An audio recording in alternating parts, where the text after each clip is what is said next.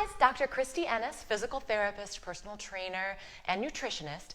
And today I am going to tell you guys how you can beat belly fat gain in menopause.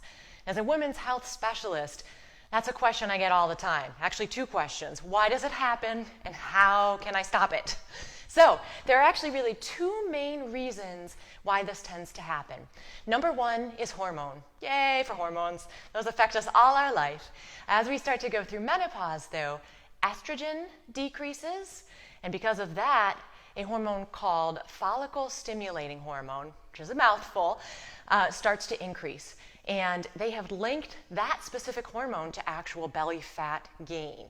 They're doing research on that now to see if there's medications that can kind of combat that, but that's very new. The other option for that is Chinese medicine. There are some, and minimal, studies on it, but some herbal medication, or herbal, I should say, supplement, and acupuncture at least have some case studies around them that show that that helps to decrease that level a little bit.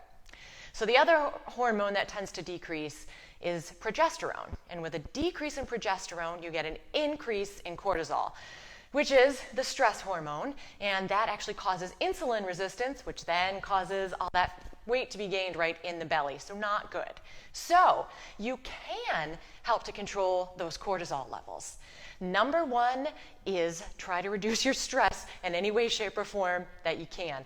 And everybody is different on what works for them, whether it's meditation or acupuncture or exercise, but find something that's going to help reduce that stress level.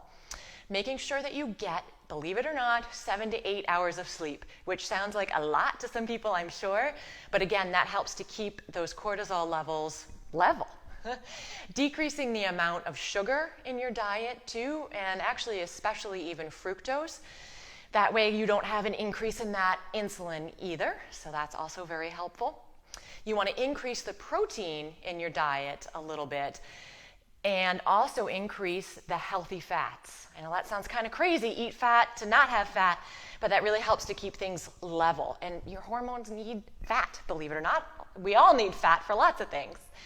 Lastly, there are some studies showing that green tea might be helpful in that too. Again, research is a little minimal on that, but green tea tastes pretty good and there aren't a whole lot of harmful side effects, so it's certainly worthwhile trying. The second cause for that weight gain in the middle is a decrease in our metabolism. Now, every decade that actually gets worse, yay! But you can actually work on that, and that's the cool thing. So there are a couple ways to exercise that really make a difference. Number one is strength training, and that's strength training for the whole body. You can't just spot target. Number two is interval exercise. So you may have heard of something called high intensity interval training. You can get interval work in your daily exercise, and it doesn't have to be jumping or bouncing around. You just really want to get your heart rate up, and then it kind of drops back down. Now, that being said, if you're not doing any exercise at all, that's probably step one. Even just starting with a nice walk is a great start. Now, I know I said you can't spot target any fat, but if you don't have great strength in those abdominal muscles, everything is going to look worse. So I'm going to go ahead and show you 3 different easy, hopefully, exercises that you can do at home to work on that abdominal strength.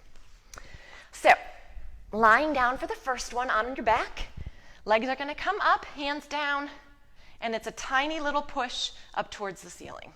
Notice my legs aren't going backwards. I'm using those lower abdominal and pelvic muscles to really lift up. Bring my feet back down to the mat, keeping that neutral spine, that happy position for your back, hands behind the head, keep that chin tucked, really focus in on leading with the abdominal muscles, and then it's a tiny lift. The other thing you want to be very careful of is that you're not flexing into the spine, so you don't want to lift too high, and you want to make sure that you're not pressing your abdominal muscles out, or as I call it, pooching, okay? You want to avoid that. And then the last one that you can do is a plank, preferably on the forearms, because that's going to target the abdominal muscles more so than up on the hands. So pushing up so the back is flat, And go ahead and try to hold 30 seconds, a minute. It's okay if you can only start with 10 even. And if that's too much, you go ahead and drop your knees down onto the mat. And if that's too much, start off on like a counter or even the bed, and that will be a little bit easier. So those are the main reasons why we tend to gain a little bit more weight in through that belly, but there's definitely stuff that can be done.